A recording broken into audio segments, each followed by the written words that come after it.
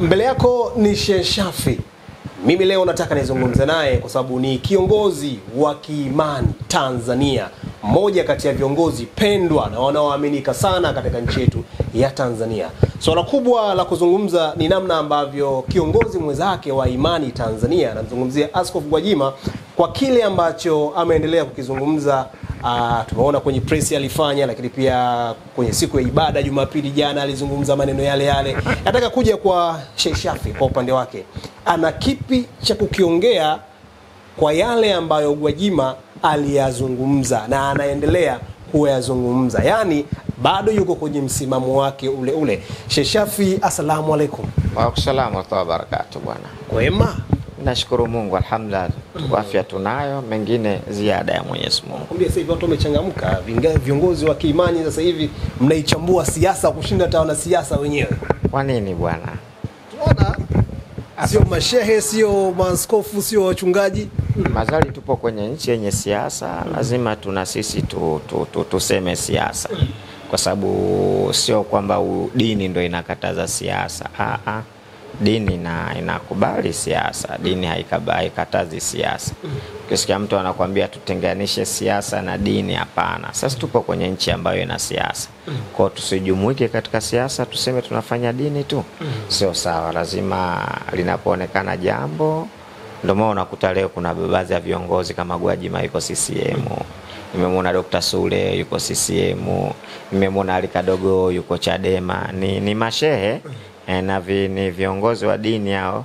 Lakini kwa nini? Wameona nao wapo katika nchi, lazima washiriki kama wananchi katika nchi yao. Kuna baadhi ya watu wanakuambia kwamba kuichanganya dini na siasa ni kosa.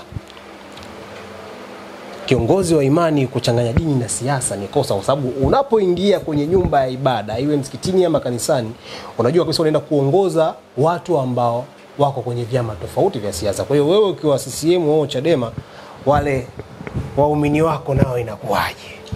Unajua kinachokosewa hapo ni kule kuweka umoja wa siasa na dini. Mimi sijasema hivyo. Mimi nimesema kama mtu shehe ana haki na yeye kuwa kwenye siasa, sio kuizungumzia siasa kwenye dini. Kuna vitu viwili hapo.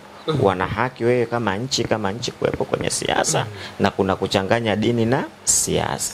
Usifanye siasa ndio kuwa dini yako, yani ukachukua mambo ya dini ukayapeleka kwenye siasa, hapo utafeli. Au ukachukua siasa ukaleta kwenye dini. Lakini mimi kama Shafii naweza kuwa na chama changu, lakini dini yangu ninayo, lakini kwa upande wa chama niko chama fulani ambacho nakiona mimi mwenyewe kwamba chama hiki kitanipeleka mahala salama, na wapo waumini wangu wako kwenye chama fulani. Hivi tunazungumzia siasa. Lakini tukija kwenye dini, nitabaki kama kuwa kiongozi wa dini na nitaheshimika kama kiongozi wa dini. Kwenye siasa nitabaki kwenye siasa, kama nitapewa uongozi kwenye siasa nitasema siasa. Sijui unanielewa?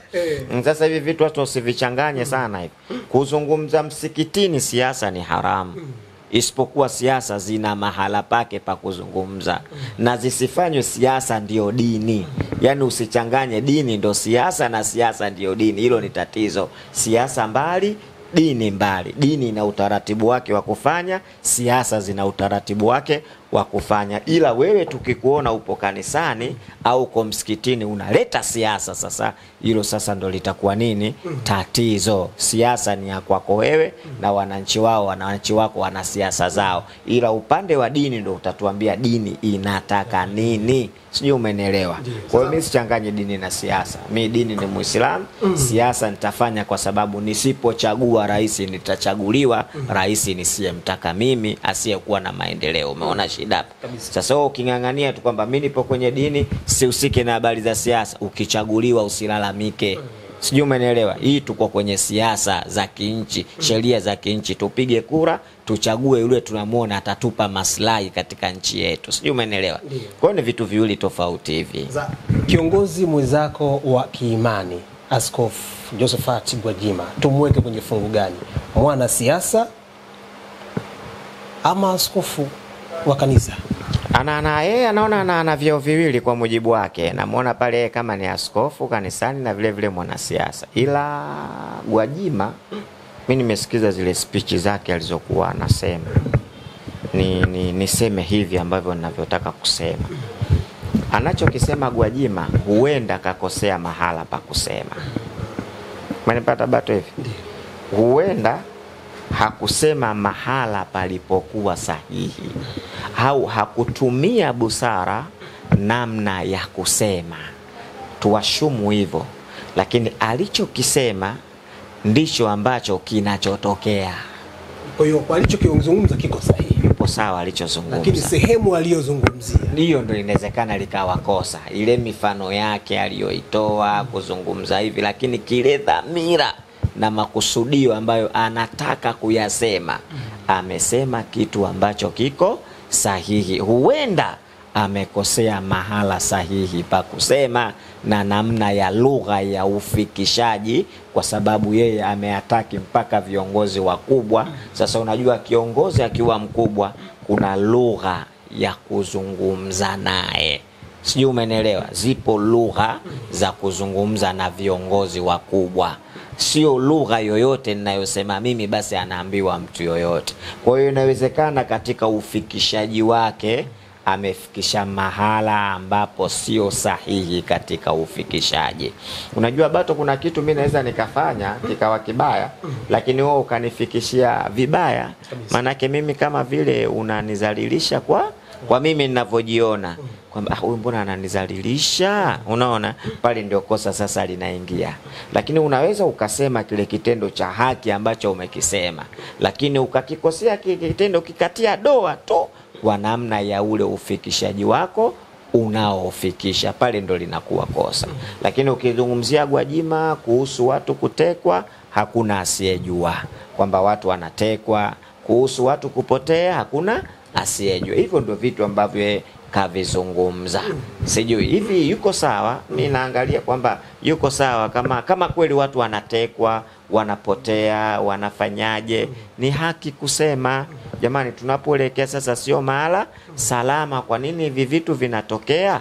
Tufanyeje sasa ili kuvifanyaje, kuviondosha? Shafi, wewe kwa upande wako ulitaka Gwajima akazungumzie wapi? Mimi sisemi akazungumzie wapi, na ungenielewa mwanzo ungekuwa ushanielewa.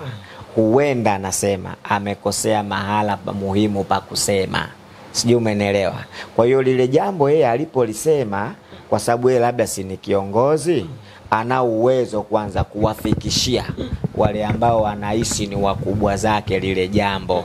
Akisha wafikishia, likiwa limekataliwa, utarudi kwa wananchi kuambia jamani, kuna 1 2 3 4 kinachotokea. Lakini namna yeye alivyozungumza, kwa tafsiri inaonekana kwamba pale kuna kitu sitomfahamu baina ya hawa na hawa. Kwa hiyo akaamua sasa kulibomoa lile jambo lenyewe lilivyo, kama vile jana alivyomsikia anasema wewe Talimba sijui nani wewe usinifatefate nitakubomoa. Umeona ndio umeona ile neno nitakubomoa. Unaona hii kauli nitakubomoa sio kauli nzuri, kwamba nitakubomoa kwa maana kwamba kumbe kuna watu wanajua watu wanachokifanya, wanajuana wenyewe wanafanya nini, ila kwa sababu kuna msigano kidogo hapa ndo tunasema sasa tutafanyaje, tutabomoana.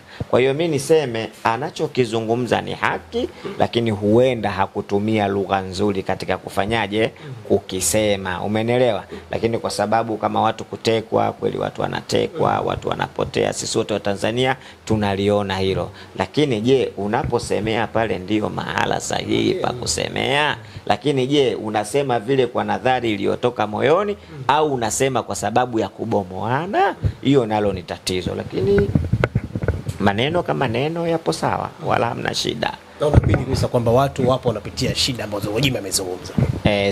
Zipo Gwajima alichozungumza. Unasema ukweli ule ambao waliosema, lakini huenda amekosea mahala pa kufanyaje, pa kufikishia.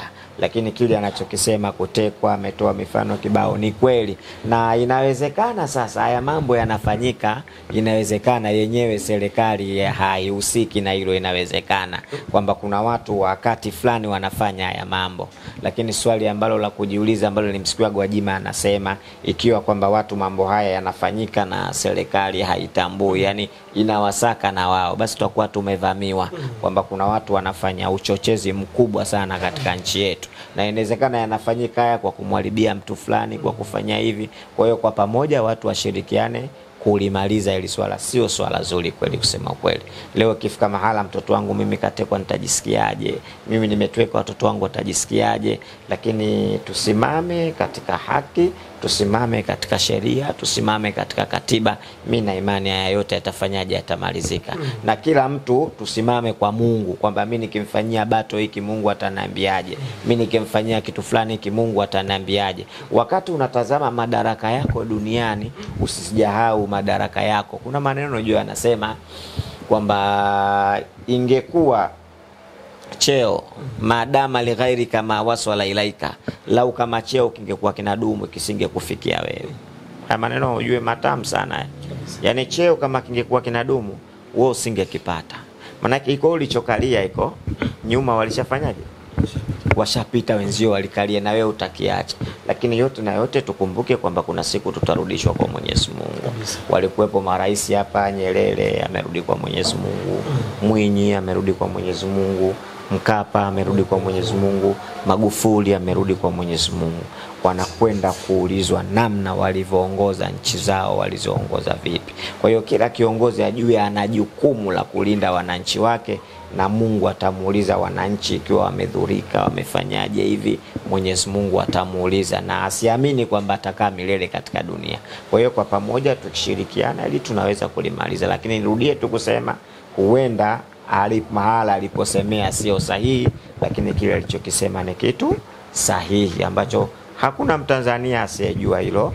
Anaona vyombo vya habari vinatoa huyu kafanya hivi, huyu kafanya hivi, huyu kafanya hivi. Vinaonekana kabisa hivyo vyombo vya habari vinatoa na kila mtu anasoma. Basi tuangalie namna gani linaweza kudhibitiwa hili jambo ili nchi yetu isiingie nini? Isiingie doa, isiingie dosari. Na tunakwenda katika uchaguzi, tutende haki. Anayeshinda apewe. Mama juzi ametangaza hana mgombea aliyemtuma. Kwa hiyo watu wapambane wenyewe, watuonyeshe. Unajua kuna kitu bato ukitazama kinatupa shida sana sisi Tanzania. Shida sana. Juzi wabunge wa Kenya aliwasikia wanashauriana kujadili bunge letu, lakini sasa tusiwajadili wale bwana, kwa sababu mimi sidhani kama wanajielewa. Wametutukana sana. Matusi makubwa. Yale ukiyafikiria sana unaona ni matusi makubwa. Tanzania kwa mbunge ni kumaliza kujua kusoma na kuandika. Hivi mtu anaweza kwenda bungeni akazungumza habari ya maendeleo? Wakatushangaa kwamba wamemteua CIG ambaye anafanya kazi ya kuleta mahesabu ya serikali, kudhibiti hesabu za serikali. Anawaletea pale kwamba tumeibiwa kiasi hiki tu ya kiasi, lakini mwisho wa siku CIG ataitwa bungeni kuonywa, ataitwa bungeni kuambiwa hapo hivi kudhalilishwa. Sasa wanatuuliza hiyo kweli wana akili yao? Kwa nini wasidumu na wananchi wakamwambia CIG nani katuibia hela zetu, nani na nani, ili tukajua tunafanya nini. Lakini inshallah kwa uwezo wa Mungu tutatoka. Mimi naamini 2025 watu wachukue fomu.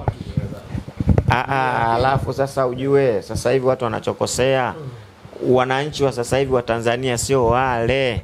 Yani sasa hivi watu wameshafunguka akili.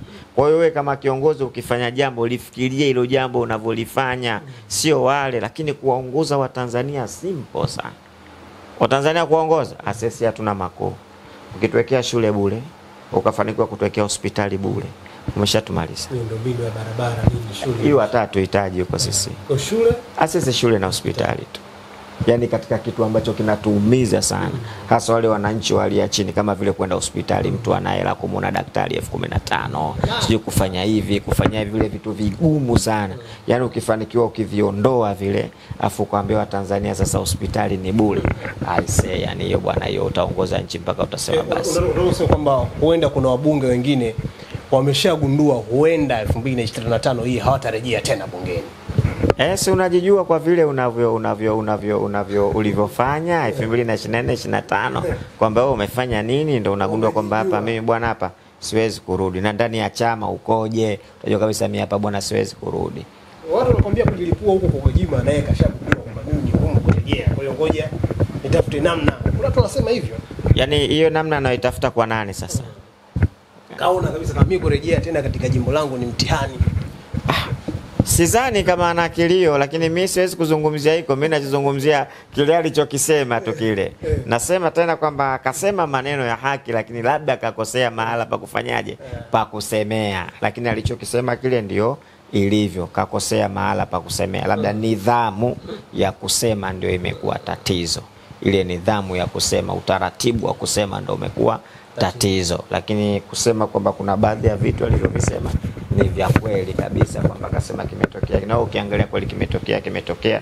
Labda nidhamu, najua ukizungumza na wakubwa kunahitajika kuwe na nidhamu, mahama kana itakavyokuwa.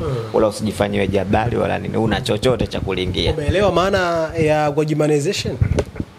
Mimi sijaelewa maana ile, na nilimsikia Gwajima katafsiri kwamba ujasiri sijui nini, sijui mtu jasiri. Sawa, Mungu kama ndio hivyo, Mungu ampe uwezo wa kusema. Kama ndio hivyo, ampe ujasiri wa kusema, lakini kubwa zaidi ni kwamba taifa letu liendelee kuwa na amani kama kawaida. Yaani mimi nasema watu wote wanachokifanya sawa, tukubaliane kwa pamoja, lakini tusivunje amani ya nchi yetu. Amani sio mchezo jamani. Amani yao watu waseme. Alafu mimi nikwambie kitu bado usichokijua. Haya yote yanatokea kwa sababu ya demokrasia ya Mama Samia. Uhuru wa Mama Samia. Japo watu wanamuona sio mtu wa maana yule, lakini mimi nakwambia mama mtu wa maana. Wewe vuta fikira wakati wa Magu. Nani alikuwa analeta fyoko hapa? Watu walikimbia hii nchi. Wakaondoka zao huko, walikimbia kabisa. Wakaondoka zao. Wakati wa mama watu wamerudi. Baada ya kurudi siasa nchi kulikuwa hakuna. Akawaambia fanye. Tena mama kuna siku anazungumza anasema CCM wakanipinga wenzangu. Mnaona unawaachia watu wacha kukute. Lakini akasema katiba inakubali siasa, fanyeni. Katiba inakubali maandamano, fanyeni, ila tusitukanane. Sasa ile demokrasia ya mama aliyoitoa sasa ndio hii sasa. Hii ni demokrasia. Ndio maana Gwajima anasema hii ndio demokrasia. Anasema anafanya hivi, tumekosea hapa, kimetokea hiki. Wakati wa Magu huwezi kusema haya maneno. Lakini sasa mama kwa sababu kaiachia demokrasia, watu wanasema uhuru wa kuongea, waache waongee na si tujibu. Umeona hapo? Sasa mtu asiyemuelewa mama anamwona kama mama vile anavunji demokrasia. Yaani yeye ndo anaitoa ile demokrasia watu waseme. Wakati wa Magu hakuna alikuwa anasema hapa. Watu walikimbia nchi hapa. Lakini mama kairudisha ile demokrasia ile. Semeni mnavyoweza na si tuseme. Kwa hiyo CCM wanapaswa wao kusema na wao. Kama Chadema wanasema na wao waseme. Kama wao wanasema na wao waseme. Hiyo ndio demokrasia mama aliyoiacha. Hiyo ndio demokrasia mama aliyoiacha. Kubwa zaidi ni kumuombea rais wetu wa taifa la Tanzania Mama Samia Hassan Suluhu pamoja na rais wa serikali ya mapinduzi ya Zanzibar Hussein na viongozi Mwinyi. Na sisi tunasema mitano tena.